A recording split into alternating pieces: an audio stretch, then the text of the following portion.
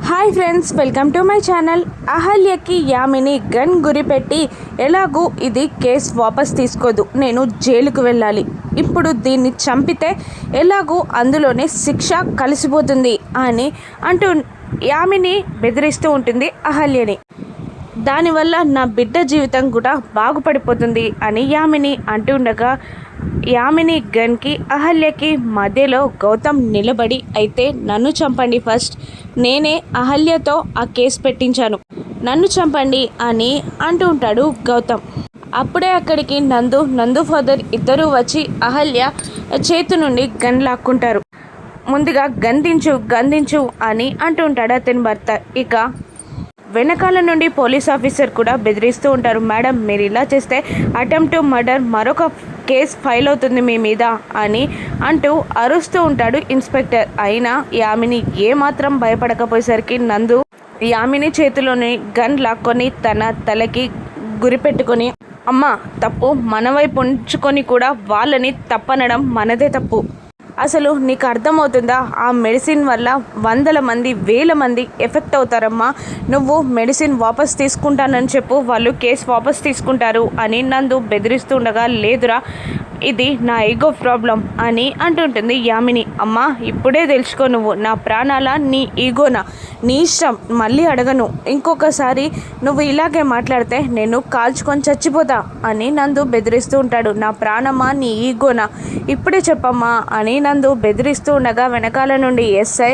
అందరూ యామినిని ఒప్పుకోమని అంటూ ఉంటారు. ఇక అప్పుడే యామినికి మేనేజర్ నుండి కాల్ వస్తుంది. ఇదిగో మేనేజర్ కాల్ చేస్తున్నాడు, చెప్పు, స్టాక్ రిటర్న్ తెప్పించమని అని అనగానే బలవంతంగా ఫోన్ని తీసుకున్న యామిని, మేనేజర్, స్టాక్ అంతా రిటర్న్ తెప్పించు, సేల్స్ ఆపాయి అని అంటూ కాల్ కట్ చేస్తుంది. ఇక నందుగారు గందించండి అని ఎస్ఐ అంటుంటాడు. గందించేసి, గౌతమ్, అహల్య గారు, మీరు కూడా కేసు వాపస్ తీసుకోండి అని నందు అనగానే అలాగే అంటూ గౌతమ్ పేపర్స్ అందుకొని అహల్య చేత సంతకం పెట్టించి వాళ్ళకి రిటర్న్ ఇచ్చేస్తాడు. ఆ ఎస్ఐ వెళ్ళిపోతాడు. ఏంటి, గెలిచానని సంబరపడకండి, ఈ యామిని పగపట్టింది, ఈ యామిని పగపడితే ఎలా ఉంటుందో నేను చూపిస్తా, ముందుగా నా బిడ్డ బ్రతుకుపై దెబ్బ కొట్టారు, ఇప్పుడు నా బిజినెస్ని దెబ్బ కొట్టి నా ఈగోపై కొట్టారు, నేను చూపిస్తా అని అంటూ వెళ్ళిపోతుంది యామిని. ఇక ఆ తర్వాత నందు కూడా సారీ అంటూ అందరికీ క్షమాపణ చెప్తూ ఉండగా నందు వాళ్ళ నాన్నగారు కూడా సారీ, యామిని తరపున సారీ అంటూ రెండు చేతులు ఎత్తి దండం పెట్టి వెళ్ళిపోతూ ఉండగా, మామయ్య అని అంటుంటాడు గౌతమ్. అయినా పట్టించుకోకుండా వెళ్ళిపోతాడు అతను. నేను అమ్మని చూసుకుంటాను అంటూ నందు వెళ్ళిపోతాడు. శ్రావ్య బొమ్మలా నిలబడిపోతుంది.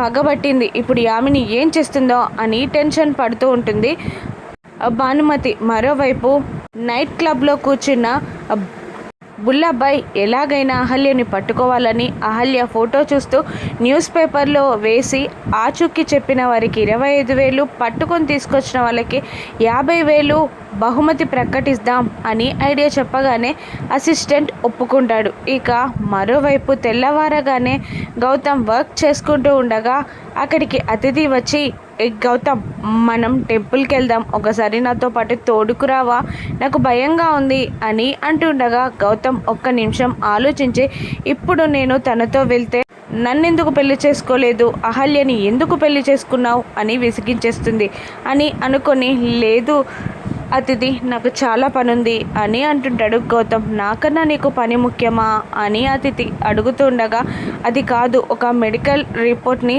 అర్జెంట్గా సబ్మిట్ చేయాలి అని అంటుంటాడు గౌతమ్.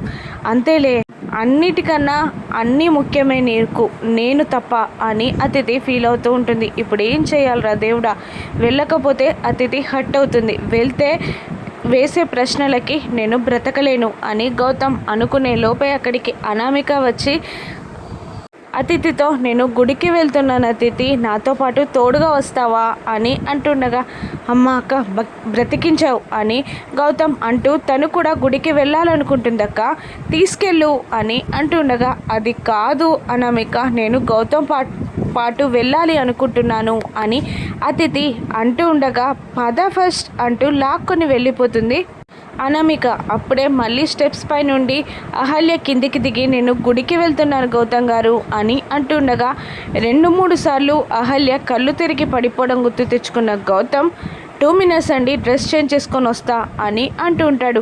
కాదు మీదేదో వర్క్లో ఉన్నట్టున్నారు కదా అని అహల్య అంటూ ఉండగా లేదండి 2 మినిట్స్లో డ్రెస్ మార్చుకొని వస్తా అంటూ హడావిడిగా వెళ్ళిపోతాడు గౌతమ్. మరోవైపు కాశ్మీర్ ఇంద్రాకి సంబంధించిన గుర్తులని సామాన్లని ఒక బ్యాగ్లో సర్దుతూ ఉంటాడు మురళి. అప్పుడు చరణ్ అక్కడికి వచ్చి ఏం చేస్తున్నావు, ఇంద్రా సామాన్ని ఎందుకు సర్దుతున్నావు అని అంటూ ఉండగా గౌతమ్ వచ్చి ఇంద్రా సామాన్ అంతా తీసుకెళ్తానన్నాడు కానీ ఇంతవరకు రాలేదు, నేను ఎలాగో హైదరాబాద్ వెళ్తున్నాను, అందుకనే ఇంద్రా సామాన్ని గౌతమ్ ఇంటికి చేర్చాలని చూస్తున్నాను అని అంటుండగా ఇంద్రా సార్ చాలా మంచివాళ్ళు, వీరమరణం పొందారు, వాళ్ళ నాన్నగారు సమానంగా తను కూడా వీరమరణం పొందాడు యుద్ధంలో అని అంటూ ఉంటాడు చరణ్. ఇక అవును అంటూ సెల్యూట్ చేసి బ్యాగ్ని సర్దుకొని మురళి హైదరాబాద్కు బయలుదేరుతాడు. మరోవైపు అర్జున్ ప్రసాద్ని కలవడానికి నందు శ్రావ్య వస్తారు. నందు మీతో కాస్త మాట్లాడాలంట నాన్న అని శ్రావ్య అంటుండగా ఏంటి బాబు నందు అని అర్జున్ అడుగుతుండగా ఏం లేదు అంకుల్, మా పెళ్ళికి ముహూర్తం పెట్టమని అడుగుదామని వచ్చాం అని అంటుంటాడు నందు. మీ ఇద్దరి వల్లే ఇంట్లో డిస్టర్బెన్సెస్ వచ్చాయి, వాటిని క్లియర్ చేయాలి కదా అని అంటుండగా దానికి పరిష్కారం మా పెళ్ళే అంకుల్ అని అంటుంటాడు నందు. సరే మీరు అడుగుతున్నారు కాబట్టి ముహూర్తం పెట్టేద్దాం, కానీ అమ్మని కలవాలి, ఆ యామిని ఓకేనా అని అడుగుతుండగా నేను చూసుకుంటాను అంకుల్ అమ్మని అంటుంటాడు నందు. ఇది నేనొక్కడు తీసుకోవాల్సిన డిసిజన్ కాదు, అందరం కలిసి తీసుకోవాలి, కాబట్టి ఒక్కసారి యామినితో మాట్లాడాలి అని అంటూ యామిని భర్తకి కాల్ చేసి అర్జున్ విషయం అంతా చెప్తుండగా వాళ్ళ సంతోషానికి మించిందేముందిరా అలాగే అని అంటూ ఇంటికి రమ్మని చెప్పి కాల్ కట్ చేస్తాడు యామిని భర్త. ఇక నాన్నగారితో మాట్లాడాను, యామిని గారిని అడిగి చెప్తానన్నారు అని అంటూ ఉంటాడు అర్జున్. అలాగే అంటూ అక్కడి నుండి వెళ్ళిపోతారు నందు శ్రావ్య. మరోవైపు గుడికి వెళ్తున్న కారులో ఉన్న అనామిక అతిథిని ఇలా అడుగుతుంది, నేను చెప్పిన పని ఎక్కడి దాకా వచ్చింది, గౌతమ్ని ప్రేమలో పడేయడం ఎక్కడి దాకా వచ్చింది, అసలు ఈరోజు నువ్వు గౌతమ్తో పాటు గుడికి వెళ్ళాల్సింది, రాను అంటే కూడా లాక్కొని వెళ్ళాల్సింది అని అంటుంటుంది అనామిక. అసలు నేను చేసిన ప్లాన్ అదే కదా, నేను అలా చేస్తుంటే పానకంలో పుడకలాగా వచ్చి అంతా చెడగొట్టేశావు అని అతిథి అనామికపై ఫైర్ అవ్వగా అయ్యో నాకు తెలియదు కదా, ఒక మాటైనా నువ్వు చెప్పాల్సింది, పోనీ ఇప్పుడు ఇంటికి వెళ్దామా, నేను ఇంటి దగ్గర డ్రాప్ అయిపోతా, నువ్వు గౌతమ్ వెళ్ళిపోండి అని అంటూ ఉంటుంది అనామిక. చెత్తలా ఉంది అని అంటూ ఉంటుంది అతిథి. మరోవైపు యామిని భర్త అక్కడికి వచ్చి అర్జున్ మన ఇంటికి వస్తాడంట, పిల్లల పెళ్లి గురించి మాట్లాడతాడంట అంటుండగా ఏ ముఖం పెట్టుకొని వస్తాడు, ఎలా మాట్లాడతాడు అంటుండగా కాదు పిల్లల పెళ్లి కోసం అని అంటుండగా వాళ్ళేమో మన పిల్లాడికి తన ఆడపిల్లనిచ్చి బరువు తింపుకుంటుంటే మన ఆడపిల్లని నెత్తి మీద పెట్టుకొని మనం మాత్రం బరువు మొయ్యాలా అని యామిని కోపంగా అంటుంటుంది. పెళ్లి ముహూర్తాలకి యామిని ఒప్పుకుంటుందా, పేపర్లో పడిన అహల్య ఫోటో వల్ల ఇంకా ఇబ్బందులు ఎక్కువ అవుతాయా? రాను ఎపిసోడ్స్లో చూద్దాం. Thank you for watching.